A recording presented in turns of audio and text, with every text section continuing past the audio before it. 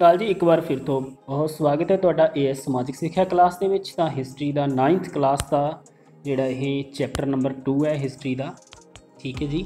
ਇਤਿਹਾਸ ਦਾ chapter number 2 ਹੈ ਸ਼੍ਰੀ ਗੁਰੂ ਨਾਨਕ ਦੇਵ ਜੀ ਅਤੇ ਉਹਨਾਂ ਦੇ ਸਮੇਂ ਦਾ ਸਮਕਾਲੀ ਸਮਾਜ, ਠੀਕ ਹੈ ਜੀ। ਤੋ ਲਾਸਟ ਵੀਡੀਓ ਦੇ ਵਿੱਚ ਅਸੀਂ ਕੁਛ ਮਲਟੀਪਲ ਚੋਇਸ ਕੁਐਸਚਨ ਅਤੇ ਉਹਨਾਂ ਨਾਲ ਸੰਬੰਧਿਤ ਡਿਸਕਸ ਕੀਤੀ ਸੀ। ਤੋ ਫਿਲਮ ਦੀ ਬਲੈਂਕਸ ਯਾਨੀ ਕਿ ਖਾਲੀ ਥਾਵਾਂ ਅਸੀਂ ਇਸ ਵੀਡੀਓ ਦੇ ਵਿੱਚ ਡਿਸਕਸ ਕਰਾਂਗੇ, ਮੈਚਅਪਸ ਕਰਾਂਗੇ।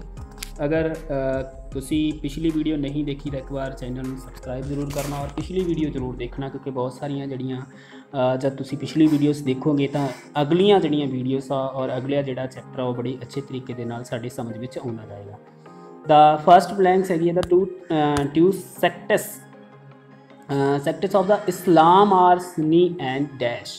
तो इस्लाम ਜਿਹੜਾ ਮੁਸਲਮਾਨ ਸੀਗੇ ਉਹ ਦੋ ਜਿਹੜੀਆਂ ਉਹਨਾਂ ਦੀਆਂ ਮੁੱਖ ਸੰਪਰਦਾਵਾਂ ਹੋਈਆਂ ਹੈਗੀਆਂ। ਸੰਪਰਦਾਵਾਂ ਯਾਨੀ ਕਿ ਦੋ ਪਾਰਟਸ ਦੇ ਵਿੱਚ ਡਿਵਾਈਡ ਹੋਇਆ ਸੀਗਾ। ਜਿਹੜਾ ਇਸਲਾਮ ਧਰਮ ਸੀ, ਮੁਸਲਮਾਨ ਸੀਗੇ ਸੁन्नी, ਅਤੇ ਦੂਸਰਾ ਜਿਹੜਾ ਉਹਨਾਂ ਦਾ ਧਰਮ ਸੀਗਾ ਸ਼ੀਆ, ਠੀਕ ਹੈ ਜੀ। ਉਸ ਨੂੰ ਅਸੀਂ ਲਿਖਾਂਗੇ ਸ਼ੀਆ, ਸੁन्नी ਅਤੇ ਸ਼ੀਆ, ਜਾਣੀ ਕਿ ਦੋ ਜਿਹੜੀਆਂ ਸੰਪਰਦਾਵਾਂ ਦੇ ਵਿੱਚ ਜਿਹੜਾ ਦੋ ਪਾਰਟਸ ਦੇ ਵਿੱਚ ਇਹ ਸ਼ੀਆ ਵਿੱਚ ਕੀ ਹੈ ਇਹ ਡਿਵਾਈਡ ਹੋਇਆ ਸੀਗਾ।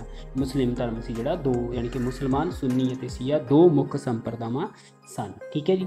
ਨੈਕਸਟ ਹੈ ਫਿਲਿਪਸ ਦੇ ਵਿੱਚ ਹੈ ਜੀ ਵਰਸ਼ਿਪਡ ਦਾ ਗੋਡ ਵਿਸ਼ਨੂੰ।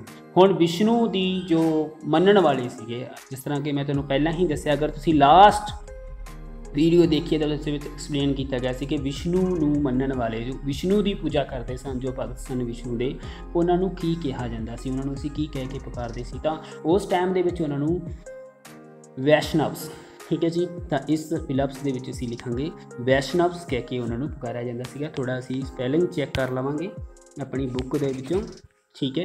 ਵੈਸ਼ਨਵਸ, VAS, ਵੈਸ਼ਨਵਸ, ਠੀਕ ਹੈ। ਤਾਂ ਉਹਨਾਂ ਨੂੰ ਕੀ ਕਿਹਾ ਜਾਂਦਾ ਸੀ, ਵੈਸ਼ਨਵ ਕਹਿ ਕੇ ਪੁਕਾਰਿਆ ਜਾਂਦਾ ਸੀ।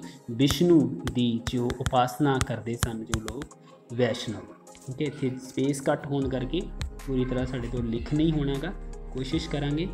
VAISHNAVAS, ਵੈਸ਼ਨਵਸ, ਠੀਕ ਹੈ। ਤਾਂ ਸੈਕਿੰਡ ਦੇ ਵਿੱਚ ਅਸੀਂ Vaishnav. The purpose of Guru Nanak Dev Ji's life was the welfare of. ਤਾਂ ਸ਼੍ਰੀ ਗੁਰੂ ਨਾਨਕ ਦੇਵ ਜੀ ਦੇ ਜੀਵਨ ਦਾ ਉਦੇਸ਼ ਦਾ ਕਲਿਆਣ ਸੀ। ਕਿਸ ਦਾ ਕਲਿਆਣ ਸੀਗਾ, ਕੀ ਉਦੇਸ਼ ਸੀ ਸ਼੍ਰੀ ਗੁਰੂ ਨਾਨਕ ਦੇਵ ਜੀ ਦੇ ਜੀਵਨ ਦਾ? ਤਾਂ ਅਸੀਂ ਸਾਰੇ ਜਾਣਦੇ ਹਾਂ, ਸਾਰੀ ਮਨੁੱਖ ਜਾਤੀ ਯਾਨੀ ਕਿ ਸਰਬੱਤ ਦਾ ਭਲਾ। ਸ਼੍ਰੀ ਗੁਰੂ ਨਾਨਕ ਦੇਵ ਜੀ ਤਾਂ ਅਸੀਂ ਬੋਲਦੇ ਕਿ ਨਾਨਕ ਨਾਮ ਚੜ੍ਹਦੀ ਕਲਾ, ਤੇਰੇ ਭਾਣੇ ਸਰਬੱਤ ਦਾ ਭਲਾ। ਤਾਂ ਹੋਲ ਹਿਊਮੈਨਿਟੀ ਯਾਨੀ ਕਿ ਪੂਰੀ ਜਿਹੜੀ ਮਨੁੱਖ ਜਾਤੀ ਦਾ ਭਲਾ ਸ਼੍ਰੀ ਗੁਰੂ ਨਾਨਕ ਦੇਵ ਜੀ ਦਾ ਇਹ ਸੀਗਾ ਕਥਨ ਸੀਗਾ, ਇਹ ਉਹਨਾਂ ਦੇ ਜੀਵਨ ਦਾ ਉਦੇਸ਼ ਸੀਗਾ ਕਿ ਸਾਰੀ ਜਿਹੜੀ ਮਨੁੱਖ ਜਾਤੀ ਦਾ ਭਲਾ ਹੋਵੇ, ਠੀਕ ਹੈ। Whole humanity, okay. HUMANITY, whole humanity, ਸਾਰੀ ਮਨੁੱਖ ਜਾਤੀ ਦਾ ਭਲਾ ਹੋਵੇ। ਸ਼੍ਰੀ ਗੁਰੂ ਨਾਨਕ ਦੇਵ ਜੀ ਦੇ ਜੀਵਨ ਦਾ ਜਿਹੜਾ ਮੁੱਖ ਮੰਤਵ ਸੀਗਾ, ਉਦੇਸ਼ ਸੀਗਾ, ਉਹ ਸੀਗਾ ਹੋਲ ਹਿਊਮੈਨਿਟੀ। ਨਾਲ ਦੀ ਨਾਲ ਅਸੀਂ ਆਪਣੀ ਕਾਪੀ ਦੇ ਉੱਪਰ ਇਹਨਾਂ ਨੂੰ ਨੋਟ ਕਰੀ ਜਾਵਾਂਗੇ ਤਾਂ ਕਿ ਸਾਨੂੰ ਕੋਈ ਜਿਹੜੀ ਹੈਗੀ ਆ ਦਿੱਕਤ ਨਹੀਂ ਆਏਗੀ ਯਾਦ ਕਰਨ ਦੇ ਵਿੱਚ, ਜਾਂ ਬਾਅਦ ਵਿੱਚ ਅਸੀਂ ਇਸ ਨੂੰ ਨੋਟ ਕਰ ਦੇਣਾ, okay. Guru Nanak Dev ji gave a message to of at Kartarpur. ਹੁਣ ਕਰਤਾਰਪੁਰ ਦੇ ਵਿੱਚ ਸ਼੍ਰੀ ਗੁਰੂ ਨਾਨਕ ਦੇਵ ਜੀ ਨੇ ਕੀ ਮੈਸੇਜ ਦਿੱਤਾ ਸੀ? ਤਾਂ ਤਕਰੀਬਨ ਆਈ ਥਿੰਕ ਮੇਬੀ ਸਾਰਿਆਂ ਨੂੰ ਹੀ ਪਤਾ ਹੋਣਾ, ਜੋ ਉਹਨਾਂ ਨੇ ਉਪਦੇਸ਼ ਦਿੱਤਾ ਸੀਗਾ, ਨਾਮ ਜਪੋ, ਓਕੇ। ਕਰਤਾਰਪੁਰ ਦੇ ਵਿੱਚ, ਕਰਤਾਰਪੁਰ ਨਗਰ ਸ਼੍ਰੀ ਗੁਰੂ ਨਾਨਕ ਦੇਵ ਜੀ ਦੁਆਰਾ ਵਸਾਇਆ ਗਿਆ। ਕਿਰਤ ਕਰਨ ਦਾ, ਨਾਮ ਜਪਣ ਦਾ ਔਰ ਵੰਡ ਛਕਣ ਦਾ, ਇਹ ਗੁਰੂ ਨਾਨਕ ਦੇਵ ਜੀ ਨੇ ਜਿਹੜਾ ਉਪਦੇਸ਼ ਦਿੱਤਾ ਸੀ, ਵੰਡ ਛਕੋ, ਠੀਕ ਹੈ ਜੀ। ਤਾਂ ਇਹ ਅਸੀਂ ਉਸੇ ਤਰ੍ਹਾਂ ਹੀ ਲਿਖ ਲਵਾਂਗੇ। ਪੰਜਾਬੀ ਮੀਡੀਅਮ ਵਾਲੇ ਬੱਚੇ ਵੀ ਨਾਲ ਦੀ ਨਾਲ ਟਰਾਂਸਲੇਟ ਅਸੀਂ ਬੋਲ ਹੀ ਰਹੇ ਪੰਜਾਬੀ ਮੀਡੀਅਮ ਦੇ ਵਿੱਚ, ਤਾਂ ਆਪਣਾ ਜਿਹੜਾ ਪਿਕਅਪ ਕਰ ਸਕਦੇ, ਠੀਕ ਹੈ। ਨਾਮ ਜਪੋ, ਵੰਡ ਛਕੋ, ਤਾਂ ਕਿਰਤ ਕਰੋ ਦਾ ਉਪਦੇਸ਼ ਹੈ ਜਿਹੜਾ ਸ਼੍ਰੀ ਗੁਰੂ ਨਾਨਕ ਦੇਵ ਜੀ ਦੁਆਰਾ ਦਿੱਤਾ ਗਿਆ ਸੀ। ਕਿੱਥੇ ਦਿੱਤਾ ਗਿਆ ਸੀਗਾ?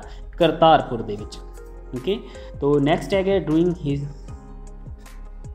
Stay at Sultanpur. Guru Nanak Dev Ji used to bath in the river. ਕਿਸ ਨਦੀ ਵਿੱਚ ਇਸ਼ਨਾਨ ਕਰਨ ਦੇ ਲਈ ਗੁਰੂ ਨਾਨਕ ਦੇਵ ਜੀ ਗਏ ਸੀ ਜਦੋਂ ਉਹਨਾਂ ਨੂੰ ਸੱਚ ਦੀ ਪ੍ਰਾਪਤੀ ਹੁੰਦੀ ਹੈ? ਗੁਰੂ ਨਾਨਕ ਦੇਵ ਜੀ ਇੱਕ ਦਿਨ ਸੁਲਤਾਨਪੁਰ ਵਿੱਚ ਲੋਧੀ ਖਾਨਾ ਸੀਗਾ, ਦੌਲਤ ਖਾਂ ਲੋਧੀ ਦੇ ਮੋਦੀ ਖਾਨੇ ਦੇ ਵਿੱਚ ਕੰਮ ਕਰਦੇ ਕਰਦੇ ਇਸ਼ਨਾਨ ਕਰਨ ਦੇ ਲਈ ਜਾਂਦੇ ਆ ਤਾਂ 3 ਦਿਨ ਅਲੋਪ ਰਹਿੰਦੇ ਆ। ਤਾਂ ਵੇਈ ਨਦੀ ਦੇ ਵਿੱਚ ਜਿਹੜਾ ਉਹ ਇਸ਼ਨਾਨ ਕਰਨ ਦੇ ਲਈ ਗਏ ਸੀਗੇ। ਵੇਈ ਵੀ ਕਈ ਜਗ੍ਹਾ 'ਤੇ ਤੁਹਾਨੂੰ ਵੇਈ ਵੀ ਲਿਖਿਆ ਹੋਇਆ ਮਿਲੇਗਾ, ਠੀਕ ਹੈ, ਯਾਨੀ ਕਿ ਵੇਈ ਜਾਂ ਵੇਈ ਅਸੀਂ ਇਹ ਲਿਖ ਸਕਦੇ ਹਾਂ। ਵੇਈ ਨਦੀ ਦੇ ਵਿੱਚ ਇਸ਼ਨਾਨ ਕਰਨ ਦੇ ਲਈ ਗਏ ਸੀ ਤਾਂ 3 ਦਿਨ ਅਲੋਪ ਰਹੇ ਸੀ, ਅਤੇ ਇੱਥੋਂ ਹੀ ਜਾਂ 3 ਦਿਨ ਬਾਅਦ ਗੁਰੂ ਨਾਨਕ ਦੇਵ ਜੀ ਸੰਸਾਰ 'ਤੇ ਇੱਕ ਵਾਰ ਫਿਰ ਤੋਂ ਆਉਂਦੇ ਆ ਤਾਂ ਉਹਨਾਂ ਦੇ ਮੂੰਹ 'ਚੋਂ ਨਿਕਲੇ ਸ਼ਬਦ ਸੀ, ਨਾ ਕੋਈ ਹਿੰਦੂ ਨਾ ਕੋਈ ਮੁਸਲਿਮ। ਤਾਂ ਉਹ ਵੇਈ ਨਦੀ ਦੇ ਵਿੱਚ ਕਰਤਾਰਪੁਰ ਰਹਿੰਦੇ ਹੋਏ ਹੀ ਇੱਕ ਦਿਨ ਉਹ ਕੀ ਕਰਨ ਗਏ ਸੀ, ਇਸ਼ਨਾਨ ਕਰਨ ਦੇ ਲਈ ਗਏ ਸੀਗੇ। ਇਹ ਸੀਗੀਆਂ ਸਾਡੀਆਂ ਫਿਲਅਪਸ। तो नेक्स्ट है मैच द फ्लोइंग, ये मैचअप्स करना है बैटल ऑफ पानीपत। तो पानीपत दियाँ वैसे थोड़ी जानकारी ली दसदी है, 3 लड़ाइयाँ हुई, बहुत ही महत्वपूर्ण लड़ाइयाँ रही, बट इत्थे जिहड़ी है फस्ट बैटल ऑफ पानीपत ते पहली लड़ाई की गल की गई है, ठीक है। किस किस दे विचकार हुई है तो ये भी सानू थोड़ा जिहा पता होना चाहिए। बाबर अते इब्राहिम लोधी दे विचकार जिहड़ी पानीपत की पहली लड़ाई हुंदी है, ठीक है जी, बाबर एंड इब्राहिम लोधी। ओके जी, बाबर एंड इब्राहिम लोधी।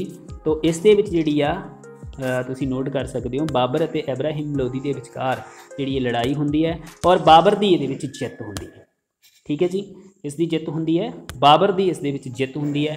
और इस जिहड़ी जित दे नाल ही जो असीं कह सकते हैं कि जिहड़ा लोधी वंश का अंत हुंदा है और मुगल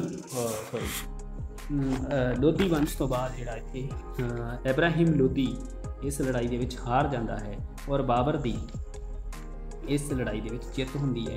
अगर तुसी चैप्टर नूं ध्यान नाल पढ़ोगे तो उस दे विच पूरे का पूरा तुहाडी चैप्टर दे विच एक्सप्लेन की हुई है सारी लड़ाई कि किस तरह जिहड़ी ये लड़ाई हुई है, ठीक है। तो ये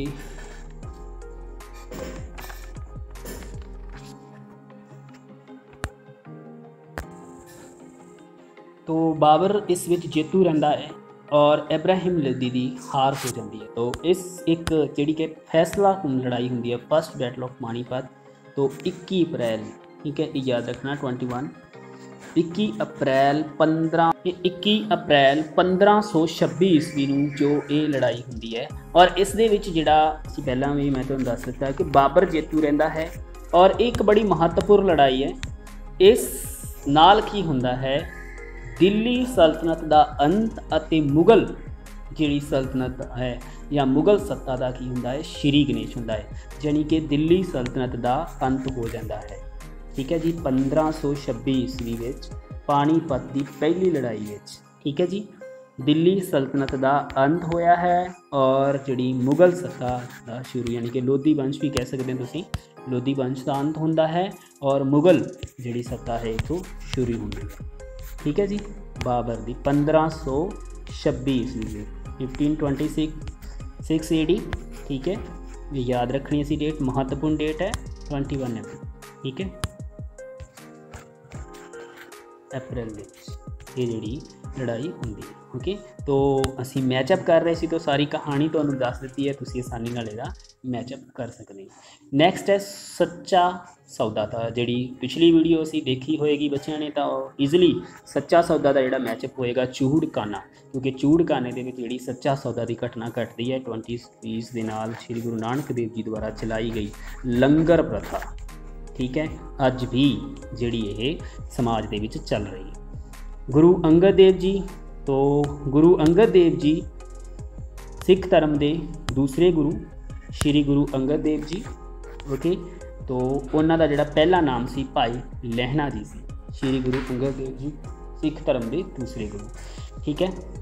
बर्थ ऑफ श्री गुरु नानक देव जी, तो ये भी बड़ा ईजी है, काफ़ी बार असीं पढ़ लिया होना, तलवंडी साबो रायभोई की तलवंडी, ठीक है। तो अजकल ये स्थान जो पाकिस्तान दे विच है, इत्थे श्री गुरु नानक देव जी का जो जन्म होंदा है। तो इस दे विचों जो मैं तुहानूं दस रहा था कि पानीपत दीयां 3 बैटल्स ऑफ पानीपत होई है, तो फस्ट असीं इत्थे लिखी है, सैकेंड एंड थर्ड की जो डेट है तुसीं कमेंट बॉक्स के विच कमेंट करोगे कि सैकेंड और थर्ड जिहड़ी पानीपत की लड़ाई हुई है वो की डेट से वो कदों हुई है, ठीक है।